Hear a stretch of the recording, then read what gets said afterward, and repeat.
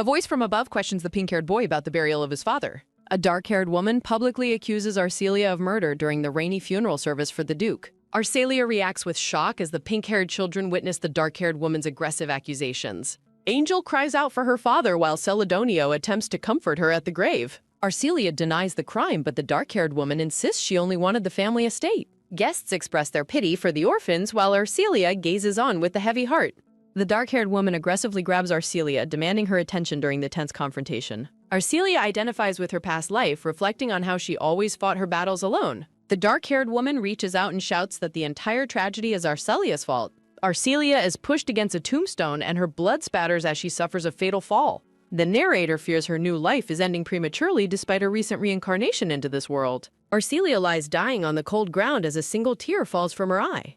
An ornate mirror reflects her thought that she never could have imagined what would happen next. The happy flashback shows Arcelia celebrating a birthday with the children and a white-haired man. Arcelia holds white flowers and explains her modest contribution to the preparation of the cake. Angel presents a gift to Arcelia and expresses her hope that she enjoys the celebration.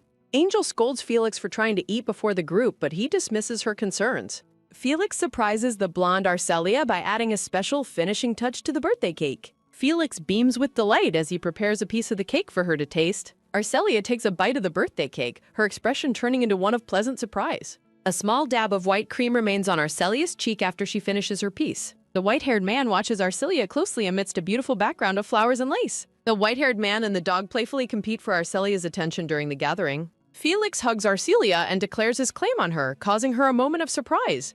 Arcelia reflects on the overwhelming happiness of her current life and feels she is unworthy. The children and their white dog huddle around Arcelia in a display of affectionate family bonding. A decorative floral wreath frames her realization that such a wonderful life is far too much. Arcelia groans as she slowly wakes up in a strange, bright, and unfamiliar room. She lies in an ornate bed, looking tired as she begins to regain her full awareness. Confused by her surroundings, Arcelia looks up at a grand chandelier and questions her location. A hazy memory of a truck's headlights reminds her of her fatal accident in the past. Arcelia sits up in her luxurious bed and notes that her body feels unusually heavy today. The children and Celadonio sit at the foot of her bed, watching her with silent concern. The pink-haired children and Celadonio look at Arcelia with wide eyes as she finally wakes up. Celadonio, the eldest son, decides that they should summon a doctor to examine his stepmother. Angel, the eldest daughter, insists on joining her brother to find help for the recovering woman. Felix, the second son, lets out a happy shout upon seeing that Arcelia is finally awake. Angel tells Felix to stay behind as she and her older brother leave the bedroom. Arcelia whispers the name of the eldest son to herself, looking confused by her surroundings. She takes note of the boy's jet black hair and his serene, sapphire blue eyes in close detail. Celadonio stops to ask what is wrong after noticing his stepmother's lingering confusion and odd behavior. Arcelia realizes that she was reincarnated this morning after having survived a different prior existence. Looking in the mirror, she wonders if she is truly Arcelia and if the funeral is today. Celadonio notes that her mind seems hazy and comments on her unusually disoriented state of being. Celadonio leaves the room while ordering his stepmother to remain idle as she usually does. Arcelia repeats the word stepmother to herself as she begins to understand her new family role. Narration reveals she has possessed a villainess destined to die before the original story even starts. The history of her political marriage and the duchy's eventual ruin by rival forces is detailed. Narration describes how a corrupted Celadonio eventually executed his relatives for their greed and betrayal. The grim summary concludes that Celadonio ultimately executed Arcelia along with the others who wronged him. The doctor attends to Arcelia in her bedroom while the family and relatives look on. The doctor examines Arcelia's eyes and notes that she only suffers from some dull pain. The doctor explains that Arcelia will be able to resume her daily life after a week. Briseida aggressively calls Arcelia completely useless during this difficult time following the Duke's recent passing. Briseida mocks Arcelia's ability to manage the house. Arcelia notes her aunt's nasty, insulting behavior. Briseida cruelly suggests that the blonde woman is already broken beyond repair as the family watches. Internal narration notes the gravity of the situation and the challenge to the doctor's official diagnosis. Briseida accuses Arcelia of being an attempted murder suspect for allegedly pushing the late Duke. Zeffirino encourages Briseida to report the crime while he reassures her there is no worry. Arcelia watches the nervous doctor pack his bag while wondering about the dark-haired woman's identity. Narration recalls the late Duke in Sir Espada, a man who surely despises Arcelia's current presence. Briseida smiles confidently, certain that Sir Espada will eventually bring Arcelia's alleged crimes to light. The older relative agrees that Arcelia is a useless person who cannot help the family. Arcelia reflects on being ganged up on and insulted in front of the young watching children. Resolved to stop being a victim, Arcelia declares her intent to fight back in her own way. Zeffirino shouts at Arcelia, questioning her disrespectful attitude toward her elders and the house's headship. Arcelia focuses intently as she begins to scan through the pages of a thick family ledger. Narration details the future hardships of the duchy and the business problems started by Celadonio's father. Arcelia formally declares that she will fulfill her professional duties as the head of the house. Looking firm and authoritative, Arcelia orders the relatives to leave her presence at once. Briseida laughs hysterically, mocking Arcelia's claim of being capable of handling the Duke's professional work. Briseida dismisses the declaration as a transparent excuse to kick the relatives out of the room. Arcelia identifies a discrepancy between shipment numbers and sales figures in the garment factory's documents. Zeffirino is visibly stunned that she spotted a complex calculation error with just a quick glance. Briseida asks about the recovery progress while Arcelia continues to sift through the detailed financial papers. Briseida is shocked that Arcelia knows such specific details about the progress of the regional recovery. Briseida clenches her fist in frustration while the children watch the confrontation from a distance. Angel looks toward her older brother, who responds with a silent, subtle nod of his head. Arcelia notes that nothing has likely been done yet regarding the urgent needs of the territory. The children and Celadonio stand together, realizing that no progress has been made on the recovery. Arcelia orders immediate arrangement for supplies and manpower, suspecting that damage exists elsewhere in the territory. Zeffirino realizes his plan to easily split the family fortune is falling apart due to her competence. Arcelia smiles and asks for a qualified representative. The relatives are visibly shaken by her change. Briseida realizes that if Arcelia discovers her past actions, her position in the family is compromised. Visualizations show the relatives' past corruption and greed, which are now at risk of being exposed. The relatives walk away fuming, enraged at being bossed around by a woman they consider a murderer. Felix asks Aunt Briseida if she knows about the factory and stresses the need for speed. Briseida admits she knows nothing of the factory, and the boy finds her ignorance quite amusing. Felix laughs brightly and mocks Briseida, telling her she is just like him for being uninformed. Felix runs off to find the requested help while Angel yells at him for being unreliable. Arcelia informs Celadonio that the butler should be fully aware of the territory's current financial affairs. Arcelia decides to personally locate the butler while she continues to gather all the necessary documentation. Arcelia requests that Celadonio inform the children she has headed to the office once they return. Arcelia realizes the family has been exploited and feels confident she can stop the ongoing corruption. Narration recalls the previous Duke falling into a year-long coma shortly after marrying the original Arcelia. Assets and territory were left unmanaged due to Arcelia's ignorance, allowing greedy relatives to target the headship. The mismanagement led to the family's condemnation, but Arcelia is relieved her enemies have underestimated her. Arcelia plans to use her previous corporate skills and story knowledge to solve the family's issues. Chibi Arcelia is shown working hard at a modern office job, presenting data and handling paperwork. Arcelia stands with resolve, grateful for the hardworking corporate past that prepared her for this moment. Arcelia considers if solving the family's problems could help her avoid a tragic future death. She reflects on being framed for murder and failing her professional duties as the househead. A bloodstained mirror symbolizes the meddling of hostile relatives in the family's ultimate downfall. Arcelia envisions a future where she hands her title to Celadonio for a happy ending. The blonde woman remains silent as she contemplates her next move within the grand estate. Looking determined, the blonde woman decides to commit herself fully to her new life's mission. She prioritizes her workload, realizing that professional success is the first step toward securing her future. The blonde woman dedicates all her time to paperwork, manufacturing, and surveying the territory's progress. Arcelia stands silently, her long blonde hair catching the light in a moment of quiet focus. 2 months after her reincarnation, Arcelia notes that the Duke's seat remains empty at breakfast. The black-haired boy states that no special treatment is required as he sits at the table. A heavy silence fills the ornate dining hall as the family eats their morning meal together. The blonde woman laments her lack of progress in connecting with the children during the meal. The black-haired boy requests that his stepmother lead the family in their traditional mealtime prayer. Arcelia closes her eyes and clasps her hands together to begin the morning prayer session. Narration identifies Celadonio, the eldest son, as the hero of the world's original story. Arcelia admits that while she loved Celadonio as a character, he is difficult to parent. She feels suffocated by the boy's stubborn silence and his refusal to engage in conversation. The blonde woman internally expresses her deep distaste for the current tense atmosphere at home. Angel shouts that she refuses to eat her food, much to Arcelia's visible shock and concern. The pink-haired girl glares with intense frustration, clearly unhappy with the meal being served. Felix warns his sister that being a picky eater will stunt her growth, but she tells him to shut up. Felix retorts that anyone who calls others small is the real shrimp while the maid watches. Arcelia watches the children bicker and notes their high energy levels so early in the morning. Narration describes Angel's strong-willed, troublemaking, and Felix's bright but occasionally insensitive and blunt personality. Arcelia worries that her lack of experience with children makes it hard to build a bond. Looking at the breakfast plate, the blonde woman admits she is unsure how to proceed. The young boy begins to walk away from the table as the meal service concludes. Arcelia watches the child's departure, her expression unreadable as she prepares to speak up. Suddenly, the blonde woman calls out to Felix before he can leave the dining room. The pink-haired boy stops and turns around, looking back at his stepmother with wide, curious eyes. Arcelia gently takes the boy's hands in hers, surprising him with the sudden display of affection. Felix looks down at his hands, confused by the unexpected physical contact from the blonde woman.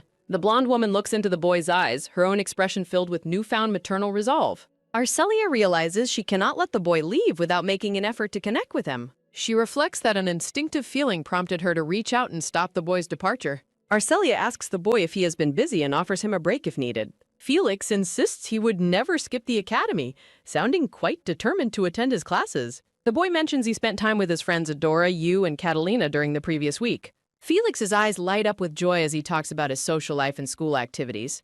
The blonde woman warns him that he'll miss the fun, and the boy enthusiastically agrees. Arcelia smiles warmly at the boy while the black-haired Celadonio watches them from the background. The blonde woman turns her head, feeling the weight of the eldest son's silent, lingering gaze. Arcelia reflects on her initial plan to slowly build a relationship with the children over time. The blonde woman's gaze softens as she considers the complexities of her role within the household. She decides that she cannot afford to wait and must take immediate action to bridge the gap. Celadonio walks past his stepmother. Their interaction remains brief and formal despite her efforts. Arcelia tells herself that since she is already hated, she has nothing left to lose. The young pink-haired boy laughs brightly, showing a rare moment of genuine happiness and warmth. Resolved to take a risk, the blonde woman decides to go for broke and take action. Arcelia stops the blue-haired Celadonio, requesting a private moment to discuss matters between them. The Grand Estate gates remain busy as carriages transport residents and visitors through the ground. Young Felix waves goodbye to a departing carriage, shouting a cheerful farewell to his friends. The pink-haired boy exerts effort as he pushes open the heavy doors of the mansion. Felix flops onto the plush sofa, letting out a satisfied laugh after his busy day outside. Looking out the window, Felix prioritizes finishing his schoolwork before trying to spend time with Angel. The young boy watches the sunset, worrying if his older sister will be late coming home. Felix laments his boredom since Angel is too busy to play and Celadonio is at school. A pair of polished boots walk across the tiled floor, heading toward a new destination. Hands clenched tightly over a pair of knees as a character processes deep internal emotions. A warm vision of a smiling man with his children represents the happiness Felix desperately misses. The pink-haired boy looks down sadly, wishing for the return of the family's genuine laughter. Felix stares at his lonely reflection in the glass, the silence of the room weighing heavily. Surrounding himself with bright flowers, the boy tries to convince himself that every day is fun. The butler welcomes Felix back as the boy excitedly waits for the Duchess to arrive home. Arcelia returns to the mansion with a tired but gentle smile, announcing her presence to everyone. Felix looks up in surprise when the blonde woman suggests hosting a tea party for them. Arcelia encourages the idea of a small family gathering to help mend their fractured relationships. The Duchess and the young boy enter the tea room together, hoping for a peaceful afternoon. Felix beams with pure joy, his green eyes sparkling at the prospect of a family meal. Celadonio and Angel sit at the table, their expressions guarded as they wait for Arcelia. The pink-haired boy runs toward his siblings, confused but excited to see them both gathered there. Arcelia explains that the older children shared his sentiments regarding their father's recent passing. Celadonio asks about her intentions, while Arcelia notes that the truth became clear through her questions. The blonde woman maintains a serene expression, observing the reactions of her three stepchildren. Felix offers a wide, toothy grin, his youthful innocence contrasting with the room's lingering tension. The boy blushes and scratches his head, feeling bashful under the attention of his older siblings. Angel glares at the Duchess, her suspicion remaining high despite the festive atmosphere of the tea. Celadonio watches Arcelia with a steady, analytical gaze, trying to determine her true motivations. Arcelia reaches out and playfully pokes Felix's soft cheek, causing him to react with wide-eyed surprise. The blonde woman smiles warmly while tilting the boy's head up, expressing her genuine affection. Felix touches his cheek and offers a shy thank you, clearly touched by her kind gesture. A close-up of Arcelia's pink eye reveals a moment of quiet reflection during the family meal. Angel scoffs and dismisses the Duchess's behavior as nothing more than manipulative, insincere lip service. The girl questions her brother's loyalty while Celadonio points out that Felix has something to say. Felix stands up at the table, an intense aura surrounding him as he prepares to speak. The pink-haired boy admits his confusion regarding adult problems, but offers his own simple perspective. Arcelia and the boy look over the spread of desserts as they prepare to share. The young boy snaps a cookie in two, demonstrating his desire to share everything with his family. Felix declares that sharing makes him happy, leaving Arcelia stunned by his profound, selfless kindness. Overcome with emotion, Arcelia lets out a bright, genuine laugh that fills the ornate room. The siblings begin to eat together, the heavy atmosphere finally starting to lift for the children. As Arcelia raises her cup, a dark-gloved hand suddenly stops her, warning her not to drink. Leandro grabs Arcelia's wrist, forcing her to drop the cup as the tea spills everywhere. The Duchess looks up in shock as the white-haired Knight Commander stares at her intensely. Leandro accuses the Duchess of attempting to consume a poison he believes she prepared for herself. Arcelia demands a clear explanation for his intrusion and his wild accusations about potential poisoning. Celadonio interjects, revealing that he was the one who asked Leandro to come to the mansion. The blonde woman is frozen in disbelief upon learning that her own stepson invited the commander. Leandro explains that while he knows nothing of her poison, he caught a maid acting suspiciously. Guard soldiers present a gagged maid who allegedly poisoned tea on Arcelia's direct orders. The white-haired man asks if any of the guests have consumed the suspicious drinks yet. Felix and Celadonio watch with concern while Angel remains seated during the tense interrogation. Lord Espada questions Arcelia's loyalty to her father and her ultimate goal in this house. Looking down, the blonde Arcelia reflects that the white-haired man hasn't changed at all. Narration describes Arcelia as a puppet daughter manipulated by her family's strings and Marquise Rosa. Lord Espada glares intensely while mentally cursing the wretched man controlling Arcelia's life. The white-haired man walks away, internally pitying Arcelia for her visible fear and helplessness. Lord Espada looks back and sarcastically questions Arcelia about being his supposed savior. The black-haired Celadonio watches the unfolding scene with a cold and calculating sapphire gaze. Arcelia remains composed, her pink eyes reflecting a deep and focused internal conflict. Arcelia watches the maid being removed, realizing she knows nothing about the woman's background. A close-up of Arcelia's eyes signals a shift as she begins to process the situation. Arcelia identifies Lord Espada as the White Lion Duke, a man who suspects her of murder. She fears Lord Espada and Celadonio will unite against her, making her innocence impossible to prove. Looking at a spilled teacup, Arcelia decides the poison is not her most urgent priority. Arcelia questions the savior comment, realizing she must change her narrative to survive. Lord Espada notices a sudden shift in Arcelia's demeanor and wonders if she is sincere. He remains suspicious, believing that even a helpful act doesn't clear her of being an accomplice. Lord Espada dismisses her behavior as theatrics, but Arcelia firmly insists it is no act. Arcelia adopts a cheerful, instructive pose as she begins to explain a new magical perspective. The white-haired man looks completely bewildered by her sudden mention of a fairy servant. Felix's eyes sparkle with excitement and curiosity at the mention of magical, fairy-related concepts. A chibi version of the white-haired man expresses total confusion over her bizarre claims. Excitedly, Arcelia references imaginary scriptures while Felix listens with pure wide-eyed wonder.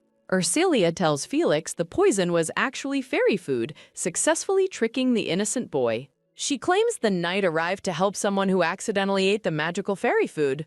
Arcelia asks Felix for his help, and he eagerly agrees to join the magical quest. Felix shouts his commitment while Arcelia watches the children depart for the kitchen. Arcelia asks Angel to accompany her brother, though the girl dismisses the idea as childish. Arcelia pleads with Angel, who looks conflicted but eventually decides to follow her brother.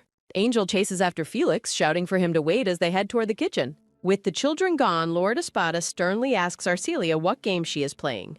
Arcelia explains she sent the children away to allow for a more serious conversation. She proposes they uncover the real target of the poison together, assuming their goals align. Arcelia formally suggests cooperation since they both want to protect a family's future. Lord Espada refuses to trust her, but Arcelia is relieved Celadonio has a reliable guardian. Arcelia smiles warmly, showing genuine happiness that the children are being looked after. Lord Espada and Celadonio are visibly taken aback by her unexpected, selfless reaction. Arcelia bows respectfully, pledging her assistance while asking him to consider the children's well-being. The white-haired man stares at her, clearly unsettled by her dramatic change in personality. Lord Espada decides to begin a thorough investigation now that he has official permission. He warns Arcelia of consequences if she harms the children while the maid is removed. Arcelia watches as Lord Espada and his soldiers finally depart the mansion for their headquarters. A horse-drawn carriage pulls away from the grand estate as the investigation officially begins. Arcelia notes that they found no evidence beyond the culprit, leaving her in a precarious position.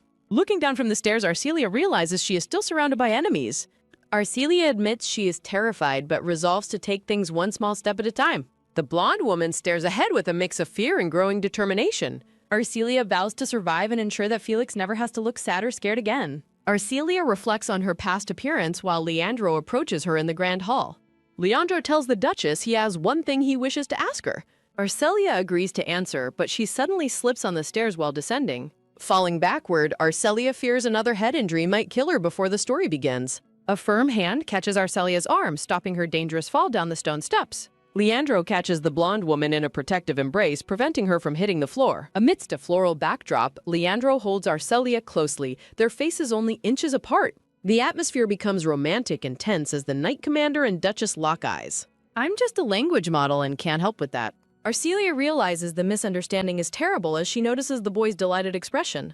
Felix beams with pure, innocent joy at what he believes is a romantic moment. Pulling away, Arcelia stammers that he is wrong and was only helping her up. Felix runs off shouting he already knows everything, while Leandro notes the boy's confusion. The Knight Commander looks incredibly flustered after the sudden and accidental physical contact. Leandro glares in annoyance as the young boy continues to shout romantic observations. Felix runs through the mansion, eager to tell everyone his sensational news about the couple. A status update illustrates how rumors have transformed Leandro into the stepmother's secret lover. Arcelia's profile reflects the new, scandalous accusation of bringing in a lover after her husband's death. The blonde woman's shoe catches on her long skirt, leading to her original stumble. Arcelia frantically chases after the boy, begging Felix to wait and hear her explanation. Leandro watches them, confused by how Arcelia seems like a completely different person now. He decides now isn't the time for confusion and starts moving toward the seam. The white-haired man breaks into a run to catch up with the Duchess. They arrive in the grand foyer as Felix skips toward the upper floor. Angel leans over the balcony, asking for confirmation regarding the scandalous news Felix shared. Arcelia worries that Angel, the most difficult person to deal with, has heard the rumor. Arcelia fears Angel's short temper will turn simple suspicion into a much larger problem. Walking past them, Angel warns against spreading irresponsible rumors about the family's affairs. Felix defends himself, loudly insisting that he saw the romantic embrace with his own eyes. Angel dismisses the worry, claiming she takes the boy's words with a grain of salt. She adds that since they clearly hate each other, being lovers is impossible. Arcelia is visibly relieved that the pink-haired girl didn't believe the boy's misunderstanding. Staring at her shoe, Arcelia reflects on how terrible a real misunderstanding would have been. Arcelia thanks him for the help, but Leandro claims he only acted as a knight. Angel continues her assessment, stating that both Leandro and the Duchess are still shady. Leandro looks genuinely offended as he asks if she is including him in her suspicions. Arcelia and Angel lock eyes, the tension between them still palpable despite the situation. Felix asks if he was just called an idiot, but Angel bluntly tells him to shut up. Leandro's expression hardens as he states he doesn't have time for children's games. He warns Arcelia not to play petty games with him, maintaining a professional distance. Leandro notes she has become more talkative than when she wore a fake smile for others. Arcelia recalls Leandro's harsh childhood as the unrecognized son of a noble and a maid. Driven to escape poverty, Leandro became a legendary soldier known as the White Lion. His military prowess eventually earned him the noble title and status he holds today. Returning to the present, Leandro asks what Arcelia specifically wanted to discuss with him. The commander demands to know the current location of the late Duke's missing notebook. Eavesdropping from above, Angel reacts with shock to the mention of her father's notebook. Angel wonders why she would have it, recalling her father giving it to her previously. Arcelia realizes Leandro seeks the investigation records from the late Duke's secret mission. The Duchess concludes that if the notebook is that sensitive, Angel shouldn't know its contents. Lord Espada questions the pink-haired Angel about the location of a specific important notebook. Angel angrily denies knowing about her father's notebook and refuses to cooperate with the Knight Commander. Leandro calmly accepts the girl's defiant response before concluding their tense conversation for the day. A bright and sunlit morning begins at the Grand Blanca estate as the scene shifts. Lord Espada enters the main hall, informing a bowing servant that he is merely performing rounds. A mansion maid approaches the white-haired man to deliver a sealed letter for his immediate attention. Arcelia and Lord Espada stand together in the ornate, sunlit grand hall of the mansion. Arcelia observes that the Knight Commander must be quite free to visit the estate every day. Leandro details his heavy responsibilities managing 7 knight orders, firmly rejecting the notion of being free. Arcelia smiles and suggests he focus on his work since his constant presence hinders her duties. The hostile relatives Zeffirino and Briseida interrupt the duo, claiming they have arrived at a bad time. Zeffirino mocks the white-haired man's daily presence, questioning why he visits the Duchess so frequently. Briseida insults Arcelia's character, calling her brazen for entertaining a man in the house so often. Arcelia questions their business, while Zeffirino condescendingly asks if managing the Duke's work is too difficult. The relatives offer their help, mentioning that the territory's factory equipment is currently due for maintenance. Arcelia internally notes her disappointment, having hoped the relatives had finally given up on the inheritance. Sensing a new scheme, Arcelia watches Briseida, who wears a satisfied and calculating smile. Briseida waves a hand dismissively and demands that the Knight Commander take his leave immediately. Arcelia reflects that the relatives only stayed away because of Leandro's presence, but have now lost patience. Lord Espada places a firm, supportive hand on Arcelia's shoulder, catching the blonde woman by surprise. Arcelia shocks her relatives by declaring that Lord Espada will be staying at the mansion. Zeffirino is visibly unsettled, demanding to know the reason behind the white-haired man's extended stay. Arcelia explains that she is a murder suspect, making an official investigation by the commander necessary. Zeffirino and Briseida are paralyzed with shock as Arcelio and Leandro stand united before them. In the mansion's garden gazebo, two men gather for a meal while a magical figure hovers nearby. A hand reaches out to move a chess piece as a voice asks about the investigation record. Marquise Rosa confirms they are searching the accident site while trying to avoid drawing any attention. A man with wavy purple hair holds a chess piece, expressing annoyance that a certain nuisance remains. Marquise Rosa apologizes for the delay, but the purple-haired man assures him there is no rush. The mysterious purple-haired man drops a white knight chess piece into his glass of red wine. The man claims he is very patient and expects the Marquis to continue his useful service. Marquise Rosa listens as the man suggests his daughter, Duchess Blanca, also has a role to play. Arcelia's narration continues over a shot of the grand staircase, discussing the murder suspicions. The tension remains high in the hall as the relatives face Arcelia and her new guardian. Arcelia stands firm, looking back at the relatives while Leandro remains stoically by her side. Briseida and Zeffirino are internally panicking, worried about the investigation and the Duchess's father's alliances. Zeffirino realizes Arcelia isn't foolish and wonders why she would intentionally request an investigation. Arcelia states she welcomes the chance to prove her innocence but presents an additional request. Leandro listens intently as Arcelia prepares to invoke the authority of the Blanca family name. Narration recalls the original story where Celedonio executed his criminal relatives before the main plot started. Arcelia decides to remove the rotten apples early to protect herself and ensure the children's future. Determined and focused, Arcelia prepares to take control of the investigation on her own terms. Leandro initially states that he has no obligation to grant the Duchess's specific request. The white-haired man questions why Arcelia doesn't simply ask her own father for assistance. Arcelia reacts with a look of genuine surprise and confusion at the mention of her father. Arcelia realizes that involving Marquise Rosa would destroy any chance of gaining the children's trust. Narration reveals Marquise Rosa as the mastermind who killed the Duke and Circe Prince shared. Arcelia looks Leandro in the eye, vowing not to seek her father's help even if he refuses. Briseida watches their whispering with deep suspicion while Zeffirino tries to maintain his composure. Zeffirino attempts to redirect the conversation by claiming there are suspicious errors within the family ledgers. Lord Espada declares his existing intention to conduct a thorough audit of the Blanca family's financial accounts. He clarifies that the investigation will extend to every relative, leaving someone in the room visibly shaken. Briseida denies involvement while Zeffirino claims the family's immense wealth makes a manual investigation nearly impossible. Arcelia shocks the relatives by revealing she has already mastered the family's complex financial situation this month. Terrified by her competence, Zeffirino and Briseida make hasty excuses about prior plans to flee the room. Leandro calmly accepts their departure, stating he will simply return to continue the matter at a later time. The white-haired man notes that running away is futile since every suspicious individual will be investigated eventually. Leandro stares intensely at Arcelia, vowing not to let her escape his scrutiny as a chibi mascot watches. The Knight Commander and the Duchess stand alone in the Grand Hall, the air thick with unspoken tension. Leandro speaks with a stern expression, his red eyes focused on the woman standing before him.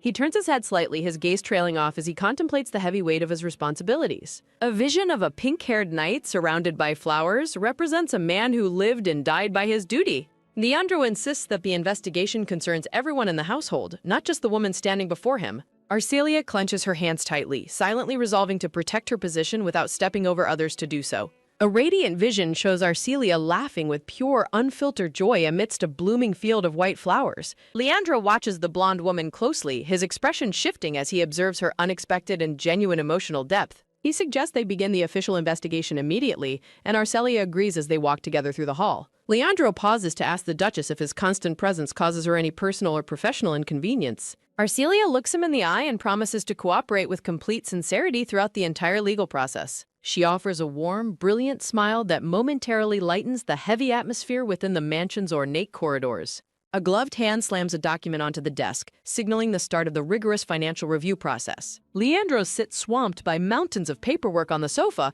questioning if Arcelia is certain about the workload. Arcelia sits at her desk, encouraging him to check specifically for any signs of falsified sales records. The Knight Commander sighs as he continues to sift through the endless stacks of documents and scrolls. Leandro expresses his annoyance at being handed uncalculated documents, his patience wearing thin from the tedious administrative labor. Narration notes that the daily increase in workload could easily lead to unintentional mistakes during the auditing process. Despite the exhaustion, Arcelia remains focused at her desk, refusing to stop until the family's future is secured. Leandro glances over his shoulder at the Duchess, clearly impressed by her tireless dedication to the task. A close-up of Leandro's red eye reveals a deeper, more calculated interest in the woman's true motivations. Arcelia recalls a blurry memory of her and her late husband working side by side in this very office. Leandro looks up from the paperwork, admitting that the current situation is far different than he initially expected. He dismisses his previous suspicions as unimportant while adjusting his position to continue the long night of work. Arcelia looks down at her papers, reflecting on the difficulty of proving her worth to a suspicious guardian. A vision of the late Duke's back symbolizes the vague and fragmented memories Arcelia has of her past. Arcelia compares her current struggles to her previous life's corporate work, realizing she'd be lost without story knowledge. A gloved hand reaches across the desk, drawing Arcelia's attention away from the document she was meticulously reviewing. Arcelia looks up in shock, her pink eyes widening as Leandro suddenly interrupts her focused work session. Leandro holds out a document, his expression serious as he demands her immediate attention on a specific detail. The blonde woman starts to stammer out a thank you, her hand hovering over the paper in surprise. In a sudden swift motion, Leandro reaches out and grabs Arcelia's hand as she tries to sign the document. Leandro maintains a firm, restrictive grip on her wrist, while a purple chibi mascot appears in the background.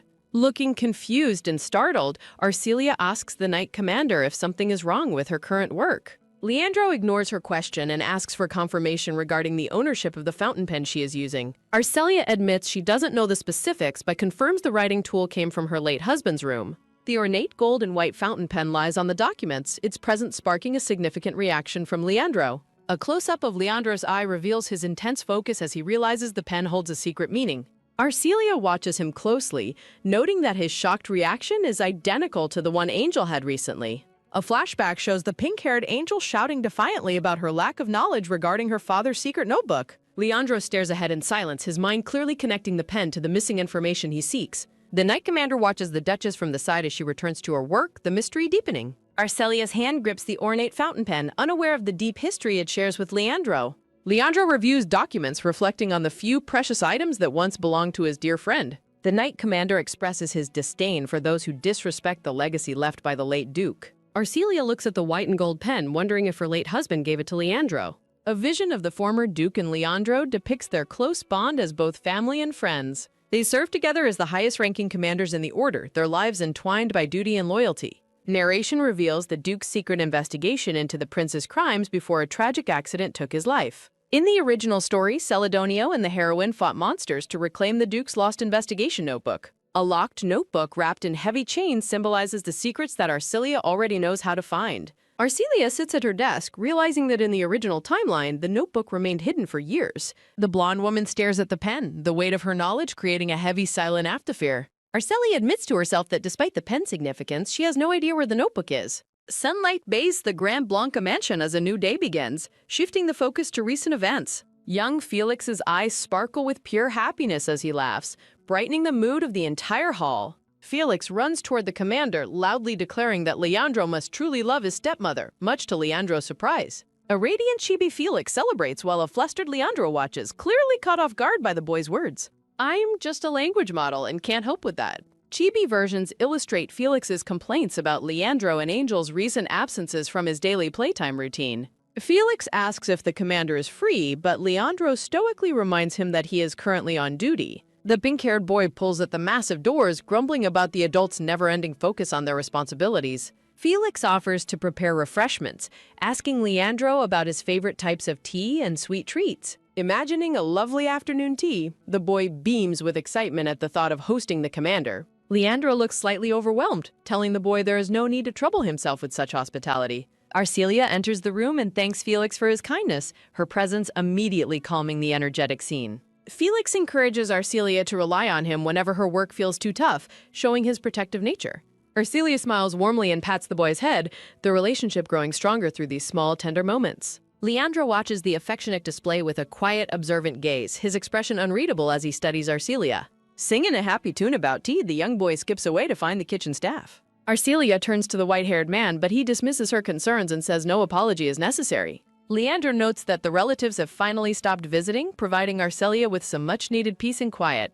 The Knight Commander asks the Duchess if she has any leads on the location of the missing notebook. Arcelia mentions that she expects to hear from Angel soon, though she feels uneasy about the girl's schedule. Leandro's red eyes focus on Arcelia as they discuss the children's whereabouts and current activities within the house. Arcelia finds it strange that Angel is absent for so long, given she has no school or lessons. Leandro strokes his chin thoughtfully, his mind racing to connect the dots regarding the girl's mysterious movements. The white-haired man reacts with a sudden look of alert suspicion, his senses heightened by an unspoken worry. A servant bursts through the doors, breathlessly delivering news of an emergency magic telegram for the Duchess.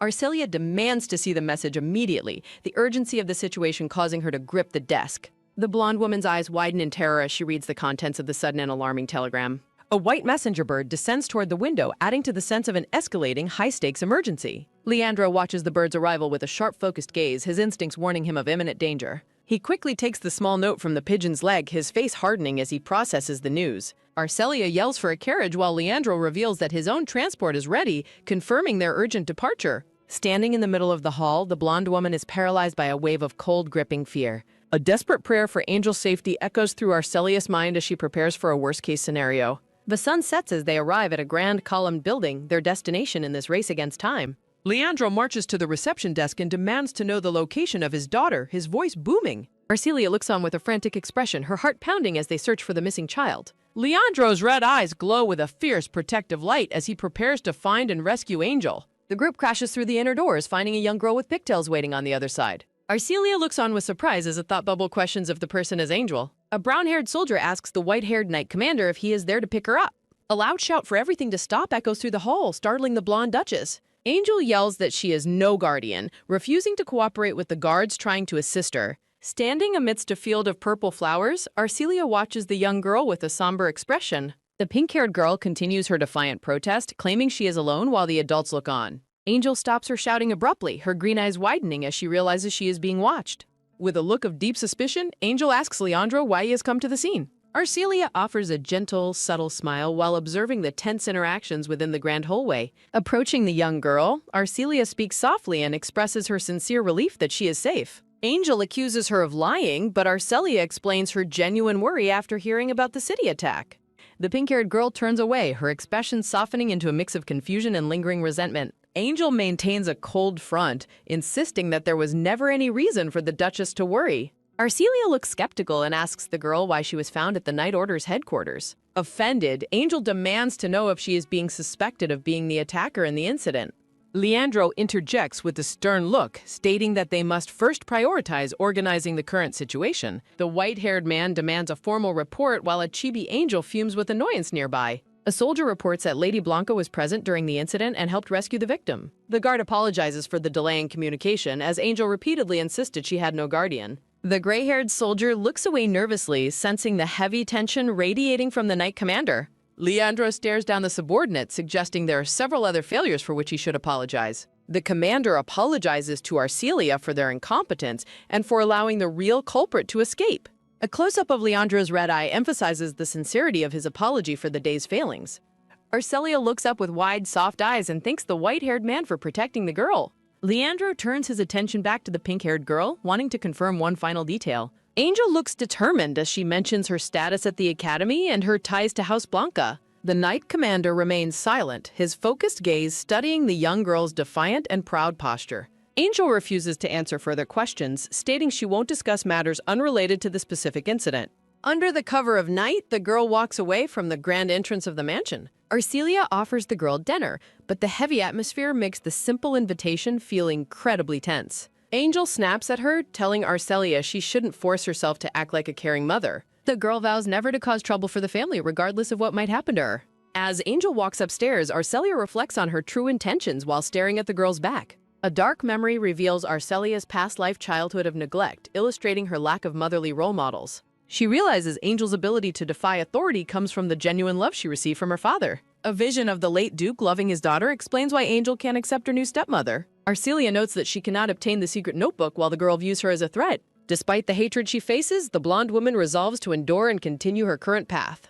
Bright sunlight filters through the leaves as Arcelia decides to take her time solving the family mysteries. A white carriage travels across the countryside, signifying the passage of time and the ongoing investigation. Arcelia remains focused on ensuring Angel's safety, accepting her role as the villain in the girl's eyes. A few days later, Arcelia sits buried under mountains of documents in her sunlit home office. The blonde woman sighs with exhaustion, realizing her daily life has become an endless cycle of work. A collage illustrates the chaotic balance of managing demanding estate paperwork alongside the energetic needs of childcare. A woman in a purple dress interrupts, mockingly asking if Angel was arrested as the rumor suggested. Arcelia fires back with a sharp smile, asking her aunt about her own troublesome children's recent behavior. Looking weary, the Duchess admits to herself that she is starting to feel envious of others' leisure. Looking out the window, Arcelia wonders if Leandro's absence means he is busy with his own investigation. A butler enters the room, urgently asking the Duchess for a moment to discuss Lady Angel's status. Arcelia looks on in shock as the servant reports that Angel is missing from her private quarters.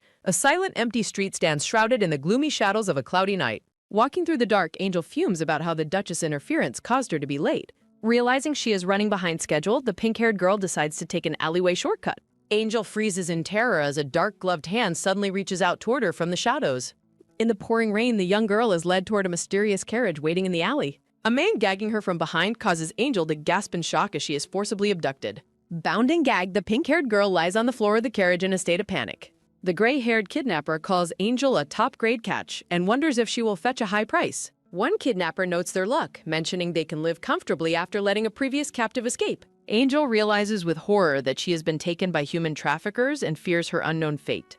As the carriage speeds through the rain, Angel worries that being kidnapped will ruin her marriage prospects. She envisions the gossip of high society, fearing she has failed her role and stained her family's honor. Standing alone in a dark void, the young girl feels the crushing weight of her noble responsibilities. A flash of lightning illuminates the carriage interior while Angel remains trapped and seething with bitter frustration. The gray-haired man mocks Angel's trembling, calling her pitiful while celebrating their stroke of good fortune. The kidnapper explains that the storm is perfect for avoiding night patrols and making a clean getaway. Despairing, Angel wonders if God is siding with the criminals, recalling her parents' tragic and untimely deaths. A warm memory surfaces of a younger Angel running toward her smiling parents in their grand estate. In the flashback, the little girl proudly presents a brass telescope she crafted herself to her father. Her pink-haired father peers through the invention, looking surprised and impressed by his daughter's skill. He exclaims that the telescope is amazing, showering the young girl with the praise she deeply craved. Her mother laughs with genuine joy, calling her dear daughter talented while Angel beams with pride. The little girl glows with happiness, her green eyes sparkling under the warm gaze of her parents. A beautiful vision of her mother and younger self highlights the tender bond they once shared. The memory shatters as a chibi girl pleads with God not to take her mother away. Little Angel is held back by a maid while crying out, promising to be a better child. At the funeral, Angel weeps over her father's body, declaring that no one was more kind than him. Back in the present, the bound girl reflects on the gentle warmth of the people she admired most. She remembers the carriage where they died, noting her goal was always to earn their praise. A close-up of Angel's face reveals her hopelessness as she remains silenced by the cloth gag. With her goals unfulfilled and her name tarnished, Angel begins to consider a dark final escape. She contemplates jumping from the moving carriage to reunite with her parents as the wheels hit a bump. The carriage lurches violently as the driver yells in confusion, startled by a sudden, forceful interference. Leandro and his knights intercept the vehicle, causing the terrified driver to scream about the night order. The white-haired commander delivers a powerful blow to a kidnapper while the other criminal watches in terror. From inside the carriage, Angel watches the shadows of the night swiftly neutralizing her captors. A knight announces that the suspects are secured while Angel stares at the door in stunned disbelief. Leandro stands before the open carriage door, his sharp gaze surveying the rainy street and the captured men. The knight commander commands his subordinates to escort the girl to a location where she will be safe. A knight offers a comforting hand, asking Angel if she can walk, to which she timidly agrees. Bound and defeated in the rain, the kidnappers are left behind as Angel realizes she is finally safe. Wrapped in a heavy knight's cloak, the pink-haired girl is led toward a new carriage for transport. Suddenly, projectiles are thrown from the shadows and Arcelia screams for everyone to watch out and dodge. The alley erupts into chaos as the knights react to the sudden and unexpected secondary attack. Arcelia dives to shield Angel from the blast while Leandro deflects a projectile with his sword. A bright explosion lights up the alley as the Duchess holds the young girl tightly against the ground. Looking up in total shock, Angel asks the blonde woman why she is present at the scene. Arcelia gazes back with tear-filled eyes, her expression radiating deep motherly relief at the girl's safety. The young girl stares at the Duchess, completely stunned by the raw emotion displayed on her face. Angel questions why the woman saved her before coldly demanding that she be let go immediately. Arcelia shields Angel as the knights secure the area, dismissing the guards' warnings about her safety. Pointing toward a narrow alleyway, the blonde woman indicates the direction the fleeing bomber took. Cornered in the shadows, the brown-haired criminal brandishes a glowing red knife with a desperate expression. Leandro chases the criminal through the alley, delivering a decisive blow that leaves the man wounded. The white-haired commander looms over the suspect, coldly stating that he cannot escape his justice. Arcelia explains that the kidnappers were traffickers selling girls abroad as knights secure the captive carriage. A flashback reveals a bound maid, explaining the traffickers were unaware of Angel's noble identity. The kidnappers shout in terror, accusing their associates of trying to silence them with lethal force. Narration explains the bomber intended to kill everyone to destroy any evidence of their kidnapping ring. Arcelia reacts with shock upon seeing a mysterious mark on a kidnapper's chest under his clothing. Leandro watches the Duchess through a window, his sharp gaze fixed on her as she stands outside. The commander helps Arcelia from the carriage while Angel offers a quiet, sincere word of thanks. Leandro looks down at the young girl with a neutral expression as she avoids his gaze. The white-haired man demands to know why the girls were in such a dangerous location tonight.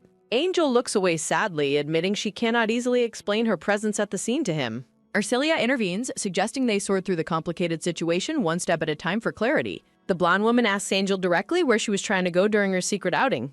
Angel remains silent and defiant, her green eyes reflecting the heavy weight of her internal secrets. A carriage waits outside a large multi-story brick building as the group arrives at their destination. Entering a workshop, Arcelia is stunned by the various magical tools and bubbling green potions inside. Angel tells the adults to stop prying, while Leandro insists on checking for any legal violations. The pink-haired girl vents about her Blanca relatives always trying to take her magic tools away. Arcelia reacts with sudden shock to the news of the girl's relatives mistreating and robbing her. A dark memory shows greedy relatives looting the estate while Angel watches her heritage being stolen. A condescending uncle tells Angel that a young girl has no business. "I'm just a language model and can't help with that." Leandro warns that these suspicious incidents are a blunder that cannot be allowed to happen again. Arcelia agrees, stating that Angel can no longer be allowed to visit dangerous places alone. Narration reveals Angel's despair as her father's absence makes her hard work feel entirely purposeless. Recalling her father's warm praise, the young girl feels she has no choice but to quit. Arcelia breaks into a bright, joyful smile that radiates warmth toward the troubled young girl. The Duchess promises not to interfere with the work while refusing to let Angel be alone. Leandro asks Arcelia why she went so far instead of waiting safely at home for news. Angel stares at the blonde woman in total disbelief, her previous hostility replaced by genuine confusion. A close-up of Arcelia's face captures her serene and gentle expression as she addresses the girl. Arcelia admits she isn't a mother and never believed she could be loved by children. A bleak flashback reveals Arcelia's past life childhood, where she was ignored in a messy, neglected room. Her past life mother only interfered to stop her achievements, leaving Arcelia with deep emotional scars. Arcelia tells Angel she cannot replace the kind parents the children loved and lost so tragically. Looking down at the girl, Arcelia states that she will still protect her despite their lack of blood. Angel looks away with a blush, her defensive posture softening as she processes the Duchess's words. Laughing genuinely, Arcelia apologizes for her own emotional reaction and for being the one who cried. Angel turns and walks away toward a bookcase, her expression unreadable but no longer filled with malice. The pink-haired girl opens a drawer and pulls out the late Duke's secret, ornate leather notebook. Both Arcelia and Leandro react with wide-eyed shock at the sudden appearance of the missing notebook. Holding the book tightly, Angel declares she only shows the family's secret records to her relatives. Angel steps toward Arcelia, asking if she truly wants to see the contents of the notebook. The young girl gazes at the book, her eyes reflecting a mix of sadness and burgeoning trust. Angel admits she has decided to recognize Arcelia's humility and efforts as a member of family. With a blush, Angel hands the precious notebook over to a stunned and wide-eyed Arcelia. Arcelia smiles with gentle warmth, thanking the girl for finally opening her heart and sharing the secret. Arcelia holds the Duke's notebook while Leandro and Angel watch her intently in the workshop. The blonde woman's eyes widen as she realizes the true nature of the notebook's contents. Arcelia asks for permission to show the notebook to Leandro to resolve their lingering misunderstandings. The young girl reluctantly agrees, though she remains visibly annoyed by the Knight Commander's continued presence. Following the girl's agreement, Arcelia warmly suggests they all examine the notebook's records together for clarity. The pages reveal Angel's plans for a magical massage chair designed to alleviate her father's fatigue. In the notes, her father suggests using the wings of a wind fairy to improve refinement. Angel notes her previous experiments with the output levels and promises to submit a revised proposal. Arcelia realizes the journal is actually an exchange diary filled with mutual love and technical collaboration. Sketches of magical gears and handwritten notes fill the open pages of the ornate record book. Leandro expresses his disappointment, noting the journal does not contain the criminal evidence he was seeking. Angel chides him, reminding the commander that she truly knew nothing about her father's poisoning. While Angel demands the book back, Arcelia gently pleads to spend more time reading it. Arcelia admits her desire to understand Angel better, leaving the young pink-haired girl completely surprised. The blonde woman laments that she didn't realize the depth of the family's bond much sooner. Recalling the original novel, Arcelia vows to never be careless with the children's safety ever again. Angel agrees to let her read a little longer, and Arcelia responds with a grateful thank you. Arcelia observes that the technical discussions in the journal are far beyond her own understanding. The Duchess believes that winning Angel's genuine cooperation is vital to securing her own future safety. She hopes retrieving these notes early will help her finally corner the story's true primary mastermind. Angel hands the precious notebook over, and Arcelia thanks her warmly for sharing such a secret. Arcelia notes that the book clearly illustrates how deeply Angel loved and admired her late father. The blonde woman smiles gently, expressing her hope that Angel will continue to teach her more. A moment of quiet understanding passes between the two girls and the watching white-haired knight commander. Leandro offers his sincerest apologies to Arcelia for his aggressive and suspicious conduct earlier that day. The knight commander's red-eyed gaze softens as he maintains a respectful and professional distance. Arcelia and Angel look at him with surprise, processing his sudden and unexpected show of humility. Outside, a torrential rain falls as a mysterious voice confirms the capture of the human traffickers. A purple-haired man sits on a sofa, noting the failure to silence the captured criminals. A cloaked subordinate apologizes to the royal figure for allowing their secret mark of loyalty to be seen. The purple-haired man remains confident, stating that his connection to the traffickers cannot be proven. He mocks the fear of his subordinates, insisting that a single failure cannot ruin his grand design. A man with light brown hair at a chessboard assures him that House Blanca remains a target. He promises to bring about House Blanca's fall and secure the man's place as the next emperor. A massive bolt of lightning illuminates the stormy sky above the quiet, dark streets of the capital. In her nightgown, Arcelia ponders Leandro's intentions while watching the rain from her bedroom window. She worries that despite his apology, the Knight Commander may still harbor deep suspicions about her character. Staring into the dark storm, the blonde woman feels the heavy burden of the secret she carries. A sudden flash of lightning startles Arcelia, her chibi form reacting with wide eyes to the noise. Overwhelmed by the day's events, Arcelia decides to put her worries aside and rest until morning. Young Felix runs into the room crying out that the loud thunder has become too scary. The Duchess is startled by his entrance, but immediately welcomes the terrified boy into a protective hug. Felix buries his face in Arcelia's nightgown, sobbing as he seeks comfort from the frightening storm.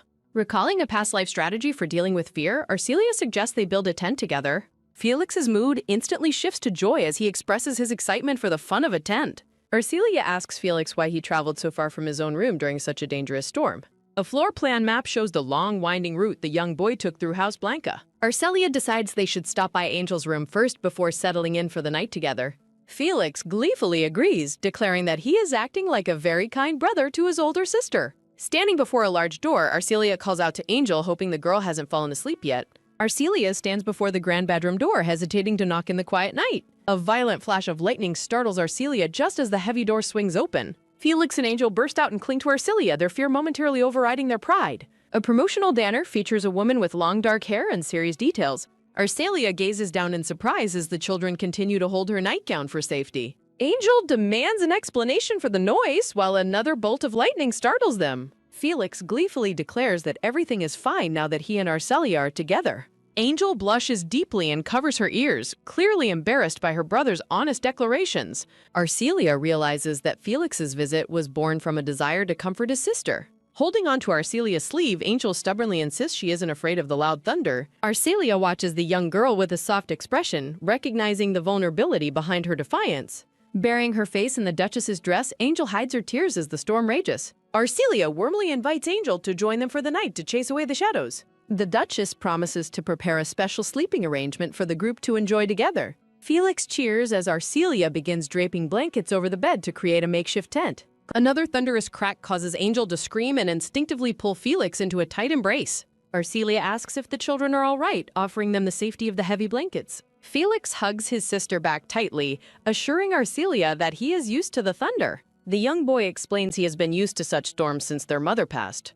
Arcelia and Angel share a heavy, silent gaze as the boy's words hang between them. Angel pinches Felix's cheek, scolding him for blurting out sensitive family memories so casually. The pink-haired girl tells her brother to stop talking nonsense and maintain their dignity. Felix defends his honesty, reminding Angel that she already welcomed Arcelia into the family. Arcelia calls out Felix's name, her heart moved by the children's burgeoning trust in her. A peaceful vision of the siblings highlights the deep protective bond they shared despite bickering. Felix looks up with an innocent, expectant expression, waiting for the Duchess to respond. Angel admits that she had planned on discussing their past eventually, her posture softening slightly. Arcelia stands before them with a serene smile, the atmosphere around her blooming with warmth. Angel unexpectedly reveals that her true fear isn't thunder, but a deep-seated dread of pigeons. Arcelia is momentarily stunned, asking for clarification on such an unusual and specific phobia. Angel explains that a traumatic childhood encounter with a flock left her permanently scarred. A flashback shows a younger girl being swarmed as Arcelia shudders at the memory.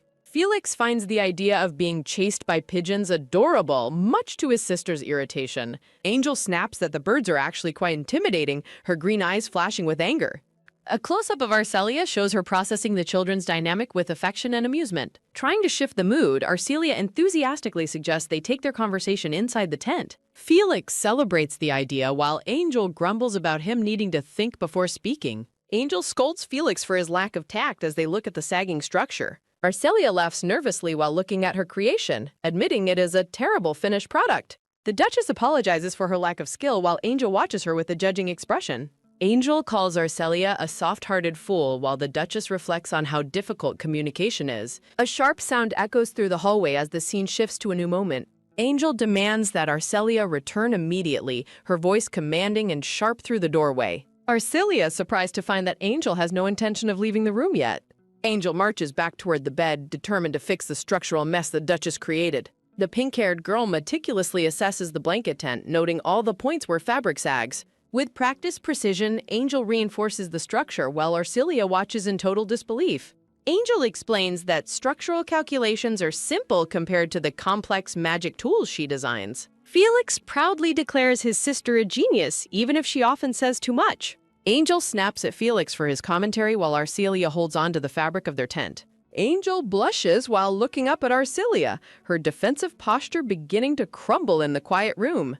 The pink-haired girl bashfully clarifies that her previous actions did not stem from any personal hatred. Arcelia turns toward the door as Tito enters the room carrying a large, mysterious wooden crate. Tito presents the requested items, revealing a collection of ornate, metallic magic tools inside the box. Angel's eyes light up with excitement as she declares that the time for her experiment has arrived. Holding a projector, Angel explains that it creates a magical display only visible in the dark. The pink-haired girl laughs with mischievous glee as she prepares to finally test her new invention.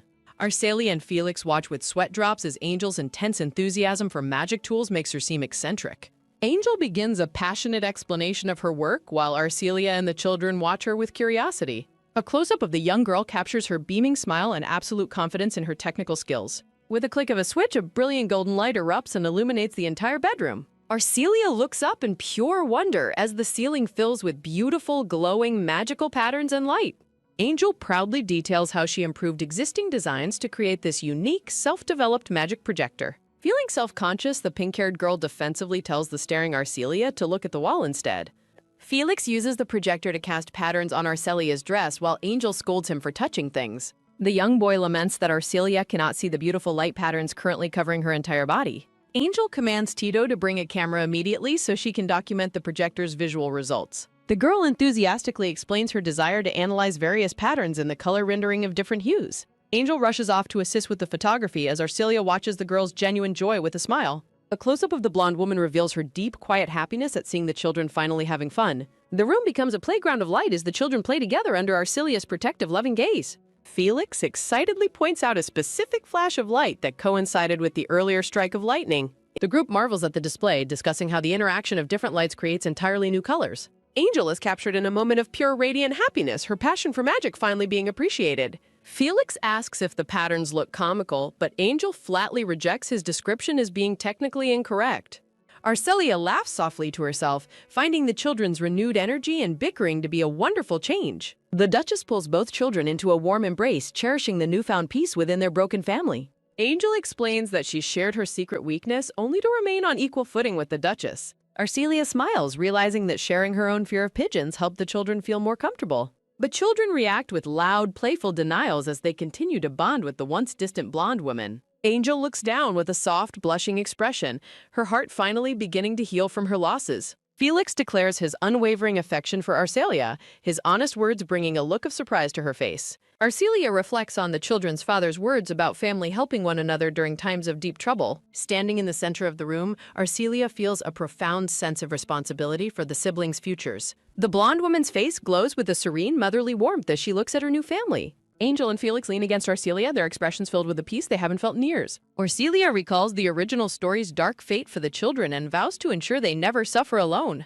The next morning, Arcelia gazes out at the sunny courtyard, noting how the storm has completely cleared. Pulling on her lace gloves, the Duchess prepares to head out and work hard for her household. Arcelia opens the large double doors with a determined expression, ready to face the day's new challenges. In the foyer, the head butler oversees the morning chores while Tito prepares a wooden transport box. The older butler instructs Tito to deliver the package to Celadonia's dormitory at the prestigious academy. Tito mentions his own busy schedule, but his explanation is cut short by the Duchess's sudden arrival.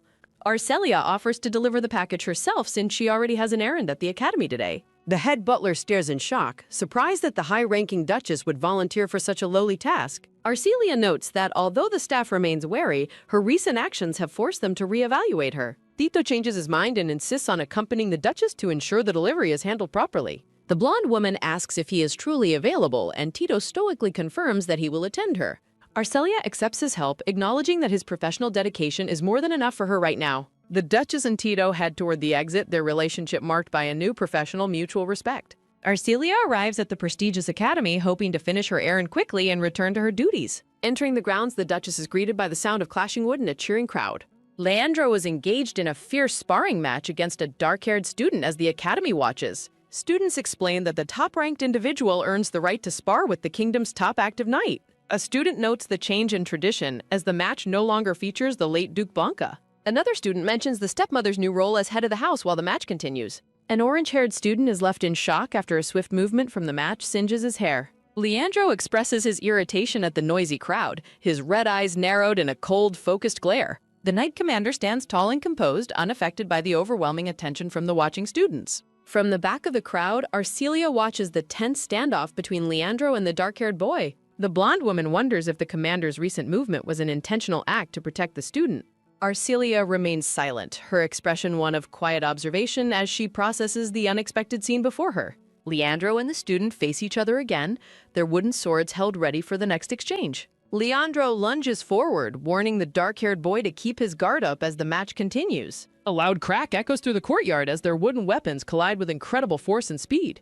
Arcelia watches the stalemate, questioning if her perception of the match is merely a trick of her imagination. Students marvel at Leandro's prowess, noting how he truly embodies his title as the White Lion. Despite giving himself a handicap, the commander maintains a clear advantage over the talented student, Celadonio. Arcelia is struck by the raw power and intensity behind Leandro's refined and disciplined fighting style. She recalls that in the original novel, Celadonio was a legendary figure celebrated for his incredible agility. Celadonio struggles to maintain his footing, feeling the overwhelming weight of the commander's superior strength and skill. The wooden swords clash once more, sending splinters flying as the duel reaches its peak intensity. The dark-haired boy narrowly avoids a devastating strike, his movements becoming increasingly desperate under the constant pressure. Leandro offers a rare word of praise, acknowledging the student's successful attempt to dodge his rapid attack. A student in the crowd questions the number of strikes, unable to follow the lightning-fast exchange. Arcelia confidently corrects the group, stunning them with her ability to track every single one of Leandro's movements. Celadonio launches a series of rapid-fire strikes, his wooden sword moving in a blur of desperate motion. The audience is baffled as Leandro remains completely untouched despite the ferocity of the student's sudden counterattack. A student observes that the commander didn't appear to move at all during the entire frantic sequence. Arcelia's vision shifts, allowing her to see the exchange in slow motion as she counts each strike. The Duchess's eyes glow with a faint pink light as she realizes she possesses a mysterious, heightened perception. She quickly dismisses the phenomenon as mere good eyesight, unsure how such a power could be useful. The match concludes abruptly as Leandro pins the student's weapon and holds his sword to his chest. A wave of excitement washes over the crowd as they cheer for the spectacular display of martial skill. Sensing a familiar presence, Leandro turns his head slightly and catches sight of Arcelia among the spectators. A student glows with admiration, completely captivated by the Knight Commander's overwhelming and effortless display of power. The crowd of students swarms Leandro, begging for the opportunity to join his next special training class. Leandro immediately imposes military discipline on the rowdy group, commanding them to sound off in an orderly fashion. Arcelia watches the scene with a look of genuine surprise at the commander's sudden shift in behavior. The blonde woman reflects on her previous impression of Leandro, having believed he despised being surrounded by people. Arcelia smiles softly, noting how surprisingly well the stoic Knight Commander is managing the enthusiastic crowd of students.